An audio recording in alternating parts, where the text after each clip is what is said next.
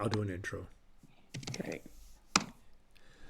Good evening, ladies and gentlemen. This is IDAGIO Live. It's Thursday, so it must be Thursdays with Tom. And this is the night I get to visit with old friends and new friends and other colleagues and everything around the music industry. And tonight, I cannot tell you how excited I am to have a wonderful conversation with one of my oldest friends in the business and one of my oldest friends that I really deeply, deeply admire. This is the first part of an 11-part series because there's no possible way we can get through everything that Renée Fleming either has to say, has done, is doing, or planning in 1 hour. But we're going to try. So we'll just jump from the top of icebergs to icebergs. Renée Fleming, the one and only, welcome and great to see you. How are you? I'm great. Thank you, Tom. It's wonderful to see you too. It's been too long. Oh, it's been way too long. So, first question right off the bat. Are you in snow like everybody else?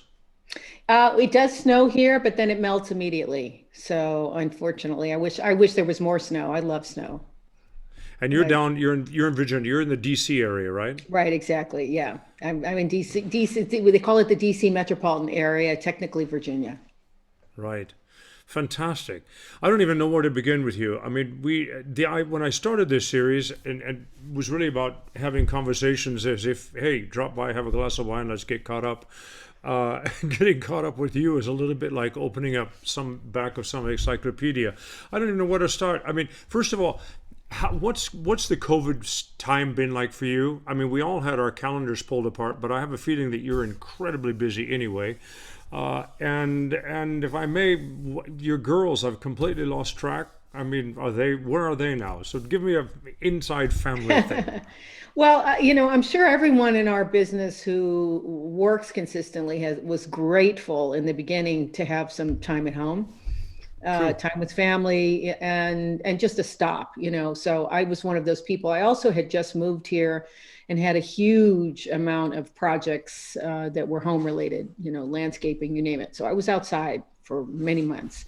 But then, as the months go by, it starts to get a little old. I mean, I flew to see my mother a couple days ago because she needed some assistance, and I thought I've never been so happy to be inside an airport ever. But it's not the airport you remember, is it? Yeah, well, I no, mean, no, there's it's nobody there, and the yeah, regulations are incredible. I don't know I about, know, here when right, you fly true. across countries. I mean, even flying to Berlin, which should be relatively simple, it's like flying to another country with all sorts of visas and tests and nobody Yeah, in the airport, and then the airplane itself is incredibly full. isn't that Is it the weird? same with? Is the same thing Yeah. there, right? Yeah, it's so bizarre too with all the social distancing rules, and you get in the airplane and you're packed. And I Yeah, and I I did don't. get that call from New York State contract contact tracing. You've been exposed to COVID Oh, God, on the plane, so seriously, fortunately I'm fine. Yeah, I'm fine. I wear motorcycle goggles. It's a good look it's a good along with the look. mask. Along with the mask, yeah. I wear a stocking cap and a thing. I mean, we all look like bank robbers, but I agree. I'm just completely, and I don't touch anything. I'm in Yeah, gloves, you yeah. know. I know. Me too. Well, we're singers, God, the lungs. We don't want to have any issues with that. So amazingly, I have kept extremely busy because I produced a webinar this past summer called Music in Mind Live We're gonna that get to that. that looked at this intersection of neuroscience and music, and it was really fun. I enjoyed that a lot. I can imagine. Before we get to that and all the other projects, and I want to do a little screen sharing later for everybody, and we're going to look at your websites. One of the most incredibly well designed websites I know of, but Yes, yes, of yeah, course. yeah, yeah, yes, right. I think you know a little bit about this. Yeah. Only vicariously. How are you? You have these two extraordinary daughters. What are they Yes. up to?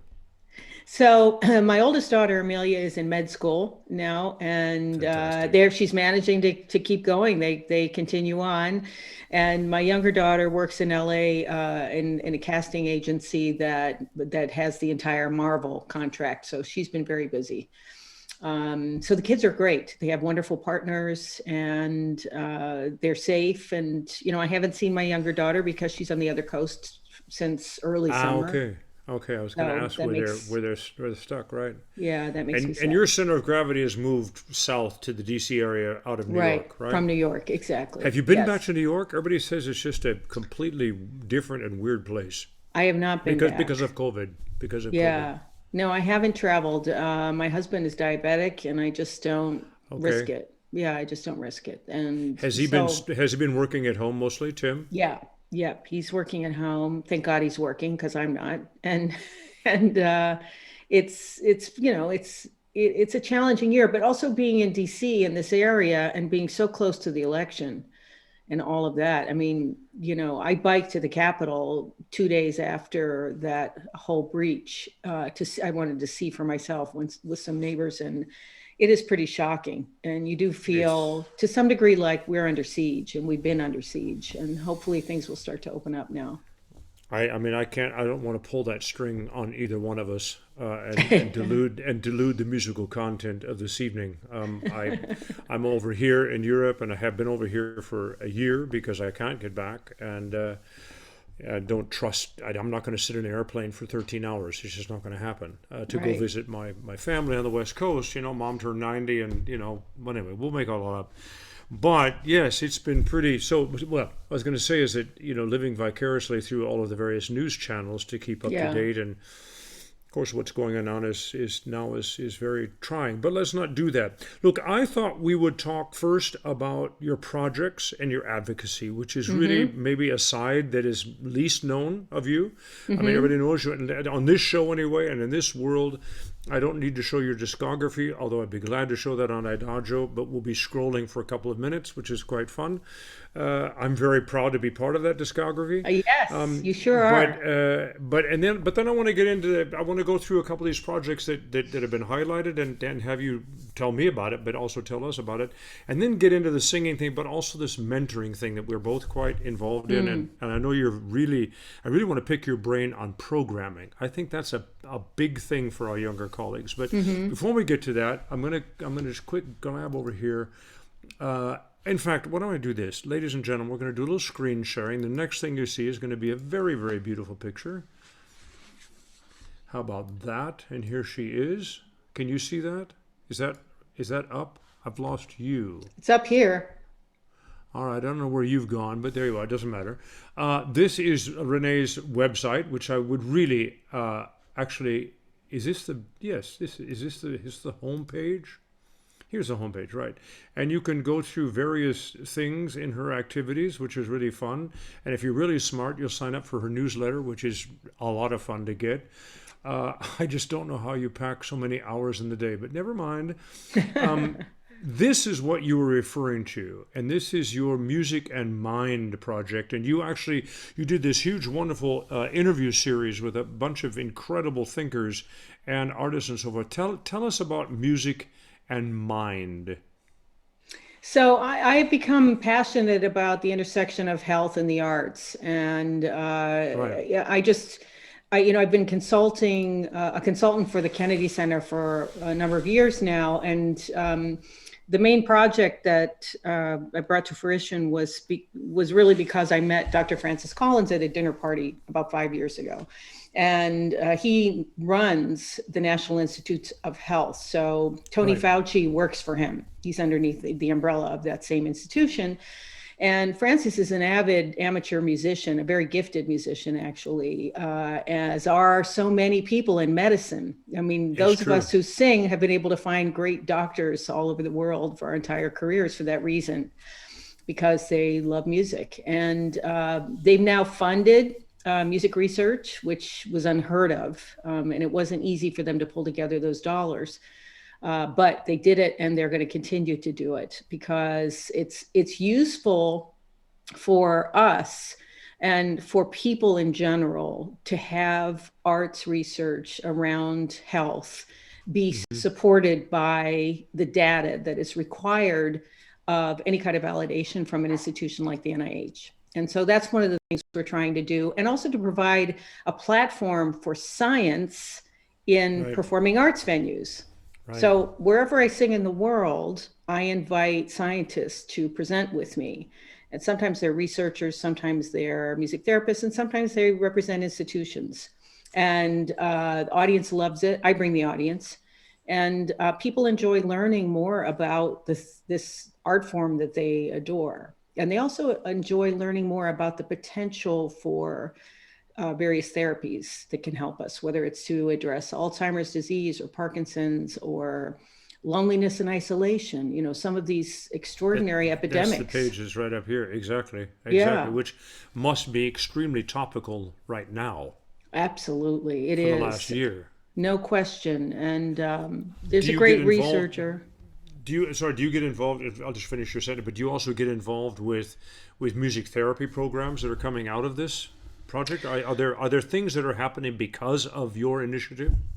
Well, what it is that I'm really drawing people together. So creating, helping to create a network. So now the NEA has funded what's called the Sound Health Network, which is a resource center that's based at UCSF in San Francisco. So, because I realized, just as it is with all things, as I traveled, that scientists didn't necessarily know what other people were researching.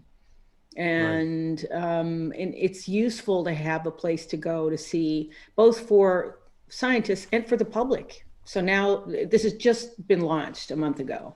So there are a lot of exciting developments, but I'd say my role is more as an advocate. I'm more sort of, helping to kind of amplify the work that's being done. But you've had scientific studies done on you. I mean, yes. There's an extraordinary surgeon out in California who's involved with the platform Melodia, which I think both you and I have been quite interested in. The French company, about establishing the basics so anybody can understand music as a language. Yes. But this incredibly, I forgot his name. What's his name out in? You're thinking of Charles Lim, probably. Charles Lim. Yes, Lim. Exactly. Yeah. But you actually went out and they measured amplitudes and frequencies and functions and all that sort of stuff, right? Was that fun? I went to the NIH actually here in Bethesda and had an fMRI. So I was in the machine for 2 hours, and the experiment, it was the experiment tested me singing, speaking, and imagining singing. And, I chose a sort of a short phrase. You had to be able to repeat it 13 times in each of those with each of those types, and the whole thing took 2 hours. And as I said, and the findings were a bit of a surprise, because the fMRI measures blood oxygen in the brain, so it really is measuring your attention. And the most powerful was imagining singing. So they were surprised by that. There was a very famous pedagogue named Husserl, about, you probably know him, 70 years ago. And one of the things that he was so adamant about was that even thinking of singing or a pitch already starts the vibration of the vocal cords. Yeah, and that was actually quite controversial for like 2 decades after he brought this out of the book. He said, it's about complete nonsense, and but actually it makes sense. Were they measuring that sort of thing? Were they seeing actual stimulus happening in your imagining of music? Absolutely. Yeah. They could see that parts of the brain light up. And in me, it was the largest number of parts of the brain that lit up at the same time. So it's really fascinating. Now, in the end, they sort of said, it's because you're a singer, because a lay person might have had a different result. Would a layperson say, if they say to a layperson, okay, think of your favorite song that you like to sing in the shower, and then they would measure that, and they're saying because that person isn't a singer like you are, that measurement would be significantly different. You were actually a Christmas tree when this happened. The piece that was different is that singing is easy for me. So singing required less effort, and therefore kind of less of that sort of that kind of lighting up of the brain. For a lay person, singing is hard. They would have been nervous, and so chances are that would have been the most powerful piece of it.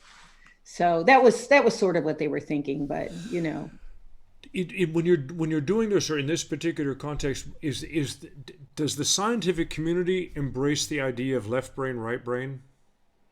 Oh yeah. Yeah, absolutely. Okay. Yes. I had a huge argument with Jonathan Miller because he was a doctor in science, and he just completely said it's complete bunk in terms of left brain being analytical and right brain being more emotional and interpretive and all that kind of thing. He just it's complete. He just wanted to talk about the brain as a syntax and as a synapsis and all that sort of thing. But with that, then my next question is, did you have a discussion with them the difference in the parts of your brain that have to do with speaking versus singing? Or was it Yes, the same place? absolutely. No, it's a Two different different parts. place. Absolutely. Different places. And what's one of my favorite therapies is called melodic intonation therapy. And so someone who's lost the ability to speech from a stroke or a traumatic brain Right, injury, right. sometimes with one music therapy session can regain speech because they sing. So they can still sing, in other words. And so if they don't realize this, if this information, simple information, isn't widely disseminated to the public, then some people miss that opportunity. So What it's amazing. what as you as a vocal, now the other let's put on a different hat. You as a vocal pedagogue, what does that information mean to you teaching that we sing and speak in two different parts of our brain? Well, for instance, I have always been much more connected to music than to text. So, I mean, I love poetry and I've always been an avid reader, but I find that memorizing text is deeply unpleasant for me. And I do not, yeah, it's not my I think favorite most thing. of us, Renee. I think most of us. I mean, Really, I'm colleague not here. Oh alone. God, yes. Oh my God. We don't But forget tunes, but what the hell is that? Is it a Dame D yeah. Der Das? Yeah, but I mean, exactly. But don't you have friends who know the lyrics to every song they ever Oh, I heard? hate them. I hate I'm them. not that person. I'm just not that person.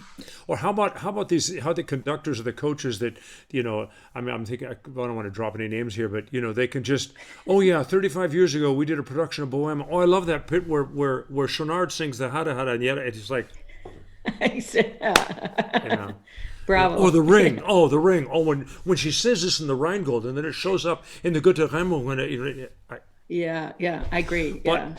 but actually, I mean, just on a technical level, there's so much emphasis, and I'm not haranguing here or trying to pick a fight with anybody, but there's so much in teaching today or in singing today, especially lieder singing or song singing. There's so much emphasis on believability, great, understandability, great, but then diction, diction, diction, and especially we Americans who have to learn other languages, we tend to get roadmaps for diction and forget that it's actually a language, and it's the language that gets set to music. And my feeling is, since it is two different parts of the brain, in fact, that I think that we should focus more that language becomes a musical element when it's put into a song. And that's a different learning process. It's also a different articulation process. That's kind of where I was going. It's my own kind of beef. But it starts with the idea that you can probably learn to speak better by singing, but I'm not sure you can learn to sing better by speaking.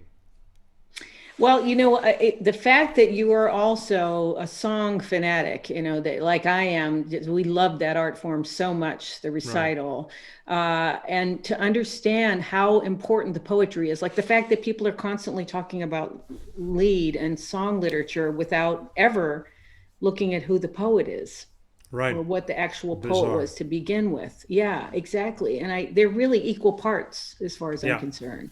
Right. So I agree with you. I think it's important, and it's the same is probably not true in opera. There are a That lot of librettos that just wouldn't stand on their own. no, they Some wouldn't. would, some obviously would. Even if it's a reduced version of Shakespeare, it definitely stands on its own. But All right, but let's for go back and put lead, it's for consistent. lead. It's completely different. Let's go back to the Melodia project when Lamb was doing these experiments out in California, because I was quite involved with Melodia. I still think it's a wonderful platform. They seem to have come their language has become more French than English, but the idea behind Melodia, that music as a language and as a structure that belongs to all of us, and some of the premise of all of that is that our lives are completely inundated in music, and we either don't realize it, the general person just doesn't realize how dependent they are on musical sounds. Right. And they also take for granted their reactions to music because they've never been allowed to know it as a language and as a syntax and emotion. And melodia, starts at the beginning. Here's an octave. Here's how you break it down. Here's your 8 sounds and so forth and so on. But it gets pretty technical after that. It really is very fascinating. It's ear training. It's all sorts of things. But Lamb was interested in it, and I think this is where you came in, just exactly what you were talking about before, that he's dealing with people who have no ears or have ear implants or ear replacements, which 5 years ago wasn't maybe possible, and it's become very sophisticated. And their brains need to be reprogrammed so that their ears make sense to them, that their ears are their portal to their brains. And that's where melodia is coming in, even on a sound syntax recognition level. Did you get into that with him about that? Well, the Charles Limb, Charles is looking at musicians' brains, and particularly he's looking at improvisation because he's interested in creativity, the roots of creativity. Right. So in improvisation, he's a jazz fan and he plays jazz. So it starts with that, with what happens to the brain when we're improvising. And it's so fascinating because the whole frontal part of the brain gets shut down. And the reason why is because that's the part of our brain that is critical, that where we self-criticize, which as we know as singers can be crippling sometimes. Right. I mean, it drives us to perform better. So he's interested in he was the one who really developed kind of an ability to look at what happens and it could be a comedian. So in the sense that words, hip hop and comedy are using words, but both in an improvisatory way. So all of those things I think are feed into each other. As that's been the thing that I have known him to be looking at. And but he definitely comes. He is definitely an ear surgeon, so he is really making cochlear and implanting cochlear implants. It's amazing. Yeah, but musical improvisation is should I call it a hobby? I mean, or it's a basis of your music. You have done a lot of music improv. You studied that, didn't you, in school? That was jazz was a big. Yeah, I didn't study it, but I definitely sang with the trio every weekend, and it was a phenomenal training, both because it helped me become comfortable in front of an audience, but also because improvisation in itself, if we're singing Baroque music or bel canto, it's a great skill to have. People used to improvise in real time with decorations and embellishments in those art forms. So in fact, Natalie Dessay was so brilliant when we did Armida together, and she never sang anything the same way twice. And I said, Natalie, you're so brave. I can't believe you would, because I would fix it, once I'd figure out what I wanted to do.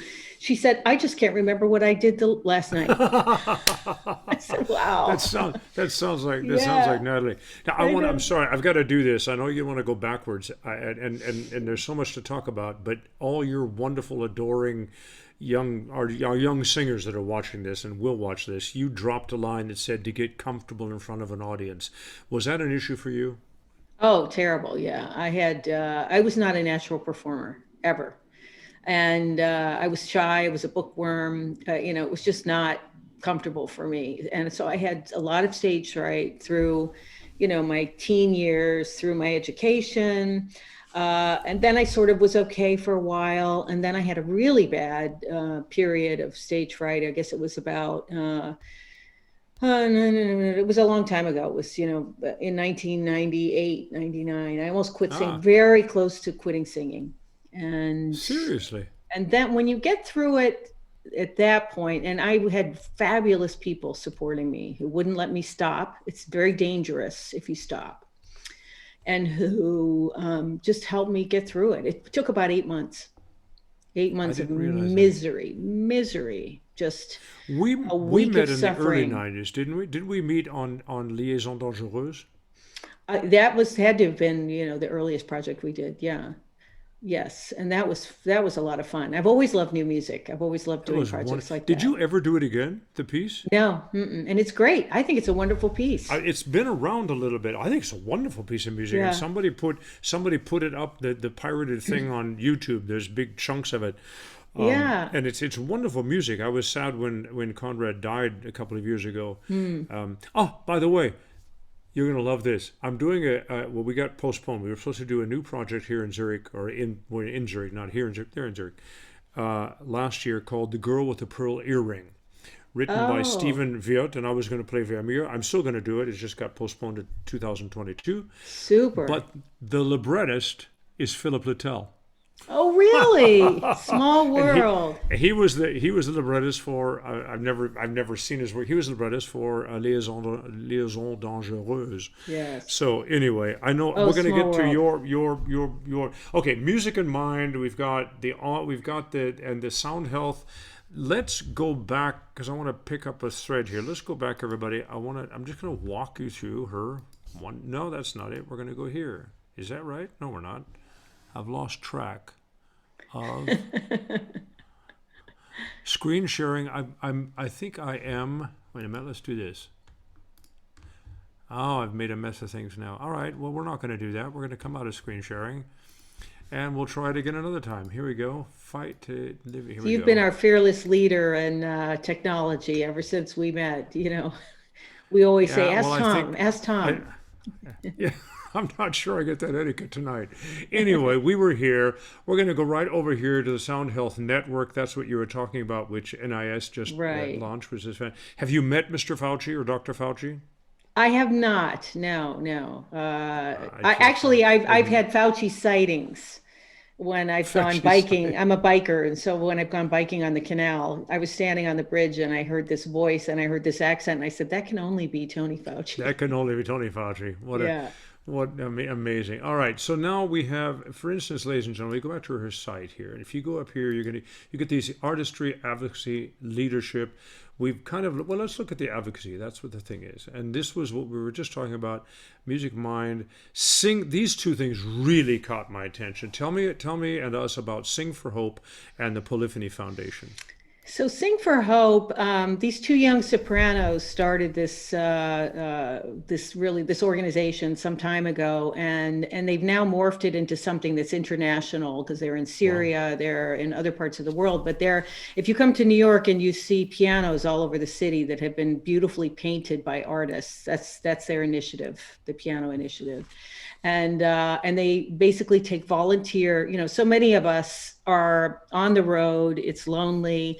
It's a lot of thinking about me. And if you want to give back, you reach out to Sing for Hope, and they can pair you with children in a school setting, Oh, or fantastic. folks in a hospital, or folks in some sort of elder care facility, and you can give back. And now they're actually helping the artists by enabling artists to perform for people digitally or on the phone, and to get paid something for that. It's sort of like a sing-a-gram.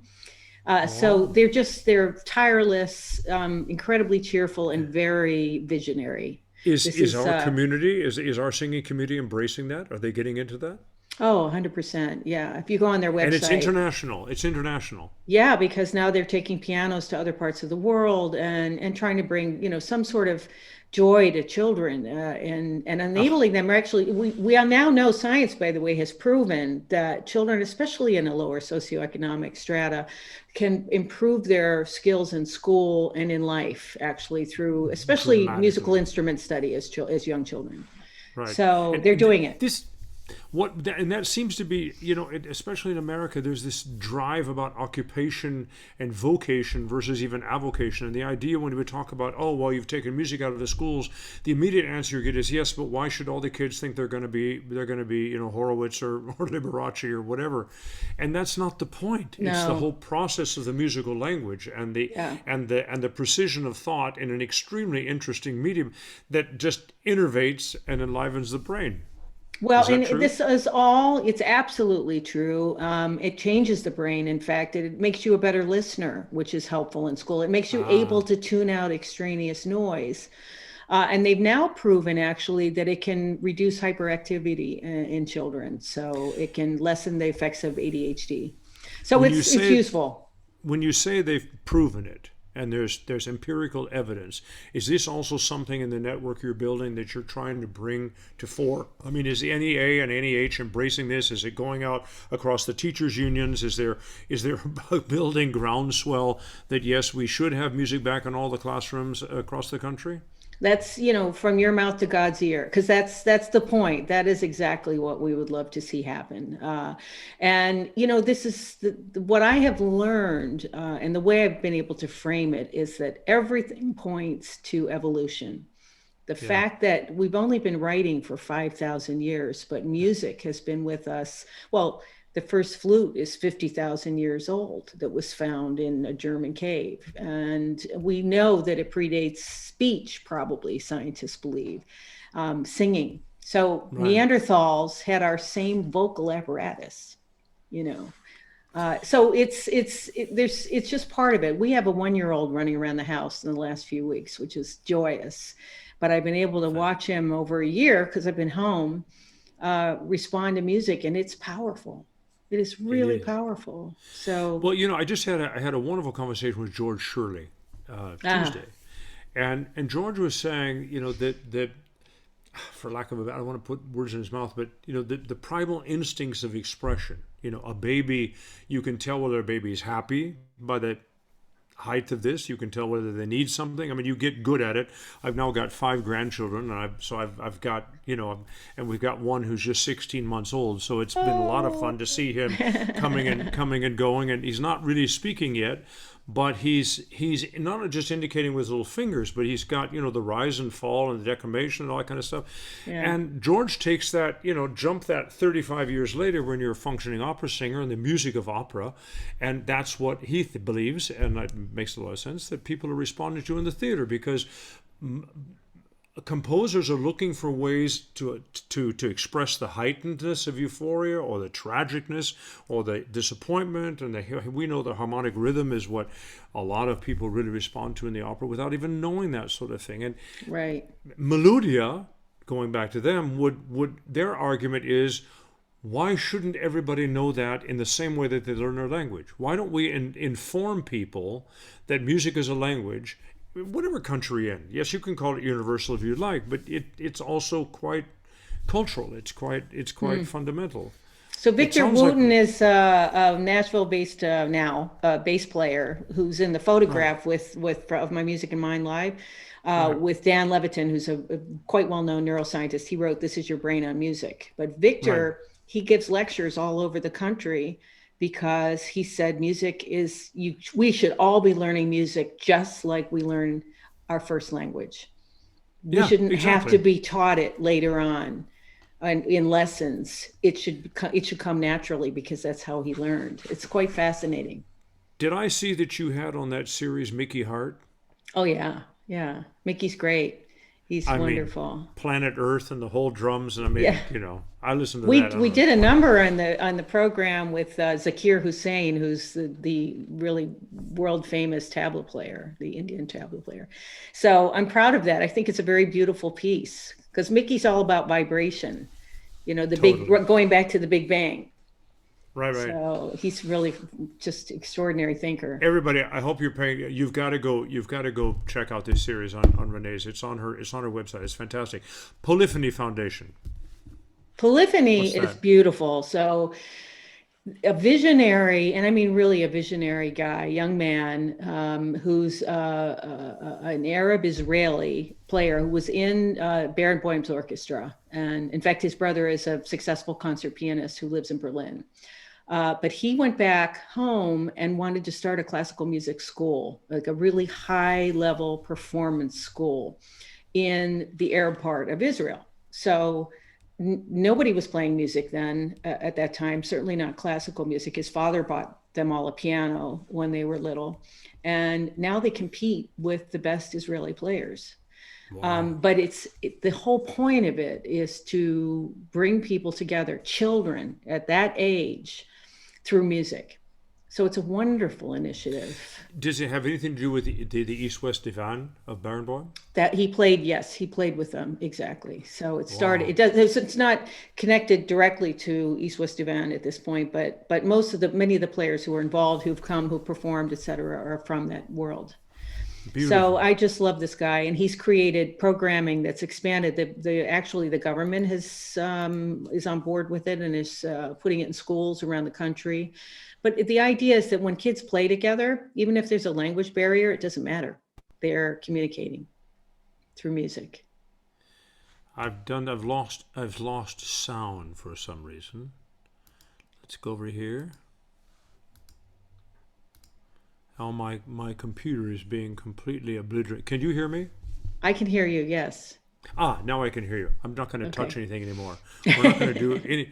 I think my mouse is on drugs, as they say. Seriously, there's windows popping up all over my screen here. It's like I'm in some sort of, it feels like a Star Trek episode. Scotty, I think things are happening on the bridge. All right, Here we go.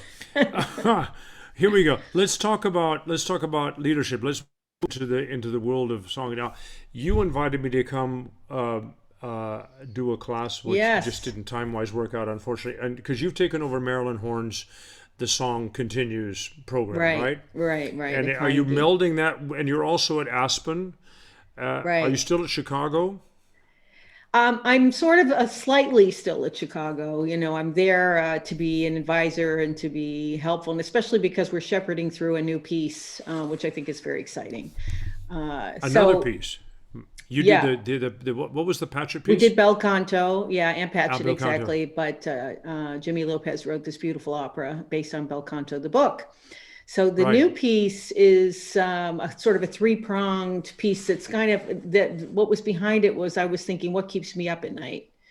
So it is about loneliness and isolation, and it's about urban violence, which we have a terrible problem, and it's about climate change. So the composers are John Luther Adams, Caroline Shaw, and Daniel Romaine. And Anna DeVere Smith is the librettist. She's doing her first libretto too. Fantastic. So it's an exciting project, 3 pieces, and Yuval Sharon is directing it. So and when will it go up? Has it been affected by COVID, or is it still future? No, it's in the future. Yeah, it's in the future. So we've still got some time. It's 22, I think. Something like that. I don't know. I never wanted. I'm in schedule denial, constant schedule denial. I don't know what anything is. I sort of open the calendar every day and think, oh, is that what I'm doing today? Yeah, when this thing hit, I just went, okay, I'm in COVID sabbatical. I've been threatening to do this, but it is what it is. Yeah. But that's fine. So if Chicago, but now what happens? What are you doing in Aspen? And does Aspen have anything to do with the Marilyn Hound Foundation or the same people? No. Is it all different communities? It's all different. So Aspen is Patrick Summers and I are co-running the opera department in Aspen in the summer. So we are going to have some programming this summer, but it's a smaller forces, a small group of singers, and it'll be nice to be doing something. It's so great for them to get out. My heart goes out to all these young artists who have been either grounded, or I know so many super gifted, talented singers who have found other jobs, who are working in other fields. I couldn't work for you in The Song Continues because of the Schubert week that we did in Berlin. Renee, we sang in 6 days over 160 individual Schubert songs. Wow. 10 programs, 10 recitals, 7 of which were sung by singers under the age of 30. Wow, that's great. Isn't that fabulous? Great. I've got to get you over here. They would just fall over themselves if you would come. It would be amazing. But that's wonderful. I agree with you completely. If it's the next generation has just had the rug jerked out from underneath. That's right. And you don't become a singer unless you can sing. Right. And by the way, sing and screw up, learn from it, and get better. There is so much. Don't you find such? I don't know. I just find such. Maybe I've just become more paranoid or something. But I just find that the kids today, and I say kids with all love and respect, but they just live under such a microscope and such pressure. You Right. know, I mean, it used to be you're only as good as your last performance. Now you're only as good as your last rehearsal, and that, you know, it just, I don't know. Okay, But you know, we also we used to be able talking. to try things out. Remember, you could go somewhere and try Yeah, something out. You can't do that anymore. You're online wherever you sing. So if somebody's filming it and it's, it's a huge, it's and true. it's wonderful that we can give everybody access to our lives. But yeah, the fishbowl is pretty merciless, Yeah. and Yeah. that's why, you know, I'm pretty careful about, in fact, very careful and very specific about what stays online for these kids. The classes we do, they get taken off the line. There's no taken off line. There's no reason why somebody in a public master class at the age of 23 should have to talk about that when they're 26 or 27. You know, Right. that's a learning process. It heightened the go get 'em at the time we did it, but this isn't a recording. This isn't a discography. Leave them alone. Right. Let them develop. Yeah. Right? I also always felt until recently, every engagement I learned from every single Yeah. engagement, whether it's the intricacies of your voice and your body and how you feel on a certain day, or it's a layer. I always called it a layering process, that learning Right. a role and coming back to it. I never got bored. We don't get bored, right? Everything No. is constantly new and constantly fresh. You have different colleagues, a different input, and it's a different time. So And the older you get, and you do things you've known for years, and you don't remember, it's like meeting it again. Apropos text, I'm working on Cozy. yeah, Cozy what? Oh, fan tutte. I did that. Never mind. right, Ah, right. Yeah. oh It's vaguely gosh. familiar. Oh dear Lord. Are you Yeah. teaching a lot? Is it more master I classes? I do master classes on a regular basis when I am traveling. Typically, Okay. I am working with young artists, and I've done some master classes digitally. It's not easy. It's hard to hear people on Zoom. If it's Yeah, someone it's it's a little easier. right. But with the new people that I'm hearing, you're squinting and you're concentrating, but it's tough to get the real sound. Out in Aspen with that program, will you be teaching out there as well as designing the Yes, program? And yes, how long yes, is it? yes. How many weeks? It's 2 months. It's 2 months. It's a Oh wow. well-established program. There's a phenomenal orchestra program as well. It's a gorgeous place to be. It's where I Is trained. is Patrick doing the orchestra as well? No, it's specifically the opera, because there's Bob Spano has been the music director of the whole festival for a number of years, and so Right. he manages the larger orchestra scene. But there's composition, there's everything. It's a big festival. It's a major music festival. So I'm excited to be there and to have an effect on young artists' lives. I mean, that's really a privilege at some point. And we think of who mentored us and how they did it and Exactly. who Exactly. we learned the most from. It's such an important piece. You don't have a talent. You don't wake up at 16 and somebody says you have a great opera voice, and you go, great, I'm going to audition at the Met. Oh, my wife, my It's life is fixed up. It's great. Thank you Yeah, very much. exactly. No, I mean, there's a massive learning curve. So Also, people much. think if they're singers, are you a morning or a night person? Because everybody thinks we just sort of get up and warble as we make coffee, you know? I don't know about you, but, I don't Yeah, warble in the morning. yeah, I am a morning person, but yeah, I no, I that's not the first thing in the morning. I don't want to start singing. I also don't sing for fun. I mean, people are shocked that we're just not walking around singing.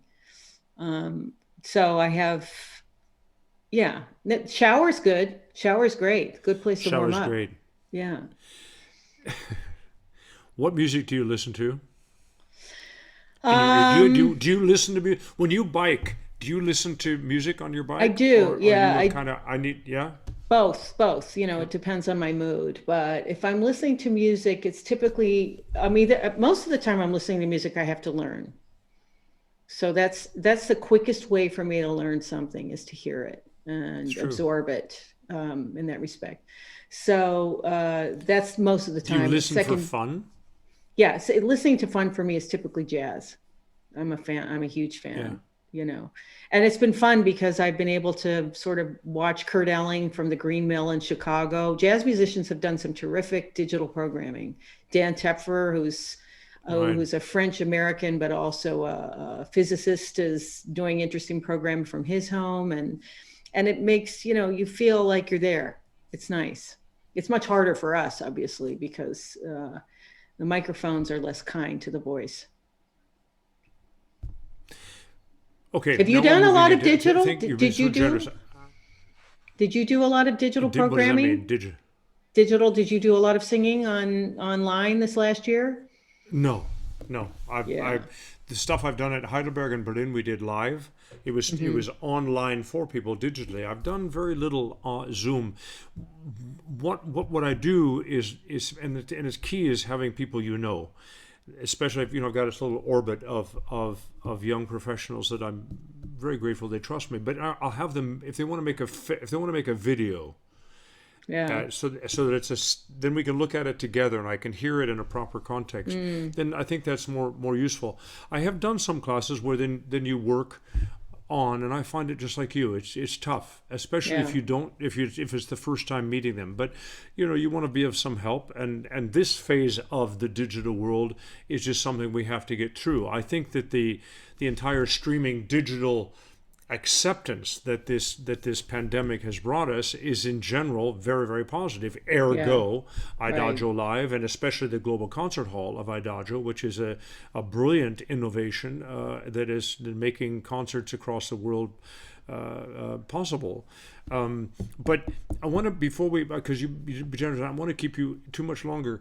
I want to go to some of these things that you've been doing. Tell me about this live streamed concert with Vanessa Williams, A Time to Sing. That had to be a hoot and a half. It was fun. Yeah, it was really fun. Well, so we became friends through my daughter's boyfriend, actually, because his mother is Vanessa's best friend. And so we were this was one of those quarantini inventions, where you're with your two girlfriends and suddenly we have this idea, let's do something together. And at that time, the Kennedy Center was willing to kind of try and produce this do something and have it, we were very careful. We were tested every day. So it felt like a safe environment and it was, and it was developing repertoire. Everything was new for me. Everything was challenging in that respect, stylistically, et cetera. But it was it was sort of like I would say a two-person cabaret, but telling the story of our lives as women performers. Okay. That's kind of the heart of it. What's it like to be a mother and do what we do, to be fighting all along for any kind of recognition and agency in a way. It's hard for women. Where did the music come from? What genre, or if that's the right word? Was it popular? We went from popular, there was Broadway, there was classical, we drew on our experience. So each song told a story based on our lives. And friendship was a theme. For her, racial injustice was a theme, the ways in which she told some stories that were quite harrowing.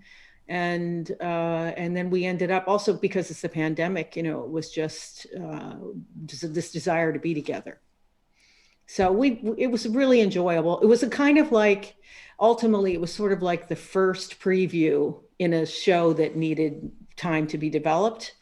But we're still glad we got to do something. So how is the tour shaping up? No, at this point, there's no tour plan, but we actually should probably try and do that. Apropos tours, I saw that you had this incredible tour with Evgeny Kissin, which, how about, what were you guys going to do? I know. And are you going to be able to pick it back up? It was, that was heartbreaking. I can imagine. We lost a month in Europe and a month in the US, and it was, my goal was to pick repertoire for him that would be challenging. So we had a great long set of Liszt songs in both French and German. We had a big Schubert set. We had Debussy. I mean, it was I think, a beautiful and challenging program. I was sad to lose that. So we're picking up the tour, but by the time we do it, it'll be a whole different program because it's the Rachmaninoff year. So That's, I think, what we'll be looking at there's a Rachmaninoff year coming up? coming up. Yeah. All right. Yeah. How's your Russian? We'll find out.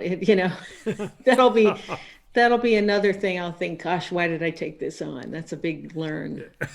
Yeah. I don't know. Every time I sing Russian, which I love, Yeah. but you have in the back of your mind, you're supposed to sing something really passionate and positive and wonderful, and some coach comes up and says, "Well, actually, you've just said to get the fly off my hamburger because you're an idiot." I live in absolute, Yeah. Yeah. What did I just say? Yeah, exactly what I just said. I remember it literally happened to me. There's some words like mochte or mochte or something like that, and one of it is a conjugation of a verb, and saying it wrong is literally the word mosquito, and so in this passionate dialogue of Onegin and Tatiana, my Russian Tatiana smiled at me. And I thought, what did I just say? But it's also when people say, how do you sing in those languages or how do you learn them? It's by rote. It is a slow process. Slowly, carefully. Oh my God. All right, last question. Here we go. Norma Jean Baker of Troy. Right. Tell me about this. This is amazing. Oh my God, that was such a cool project at the Shed. Anne Carson is an extraordinary poet. I've admired her for a long time, and a thinker and a classicist, to be able to speak in ancient Greek and write it and judge it, and then write poetry that's kind of mixes today with then is so incredible. And Ben Whishaw, what a dream to work with him, because he's not only a brilliant actor who's won every possible award in the last 3 years in particular, but he's a thoughtful, fabulous colleague, like super open. I mean, in the moment, on stage. What does it mean that all the sounds heard in the show, other than live performances of you and Ben, were generated by your voice? How did that work?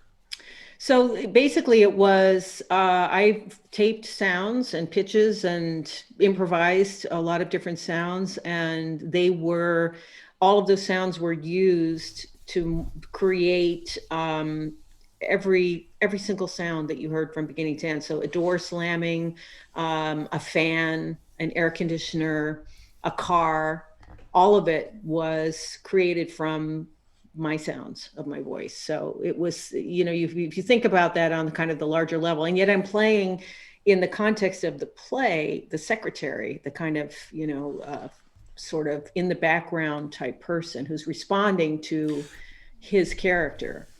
So it was quite fast. And I sang through this play as well. But somebody said, please, Renée, can you sound like an air conditioner? No, this is what... No, this is the wonder of the technology. And then they electronically turned. Yeah, they took, a pitch. I probably sang something like, and they were able to turn that into this extraordinary sound. I mean, I have to say, yeah, exactly. So, and I was very excited, to do the whole thing, because it was just the most interesting artistic project I've ever done. And I'm sorry it hasn't been picked up. I wish somebody else would say, hey, we want to produce that, because Ben and I would be thrilled. Was it captured?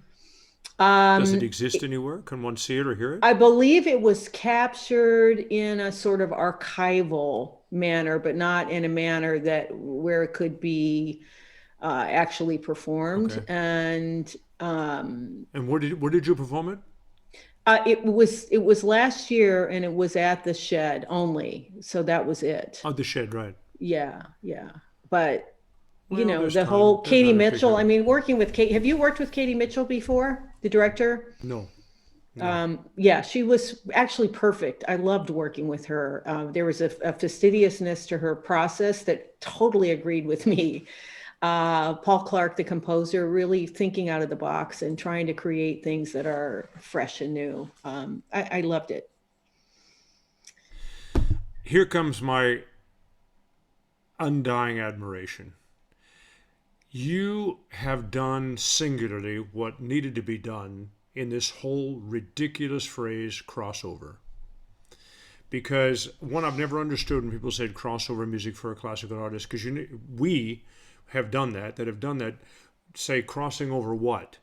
But you have taken this to a whole nother level of cross-genre participation. In other words, when you do something else in another genre, it's completely believable, and you don't seem to be remotely interested in somebody understanding if you can do the other genre. And I think that's the key. And that is the true versatility that, quite frankly, I think motivates a lot of our younger generations and behind us, because they need to believe that that's the way forward, because I think it's the way forward. I think the way I've been programming for 35 years was great, fine, terrific. We don't do that anymore. We need to have, I love Julia Bullock. She gets from Schubert to Nina Simone in a recital. I agree. Julia's the perfect example now of what can be done. I mean, she's fantastic. Yeah. But Renee, seriously, I mean, you did this, you did this complete, I don't even know what you would call it from genre, the something about dark, forgive me, what was the title of it? Oh, Dark Hope, right. That was really the Dark Hope. Yeah.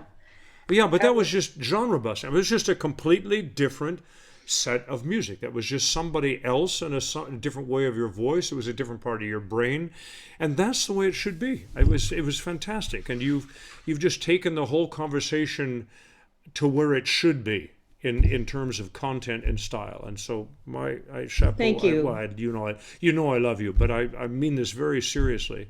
And I wanted to get into the program, but we'll do this. Like I said, this is an 11-week project over the next 10 years. So, no.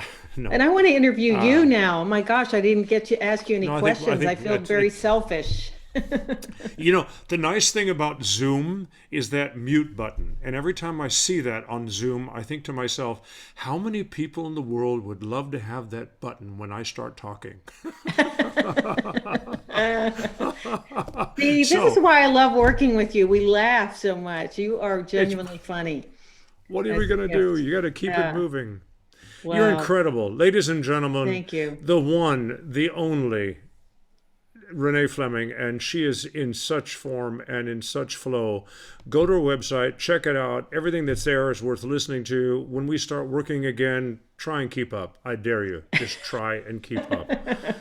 Renee, I love you. Take care of yourself. You too. Be Thank safe. you so much, Tom. Tell your family. Love to Andrea. Okay. See you all next week.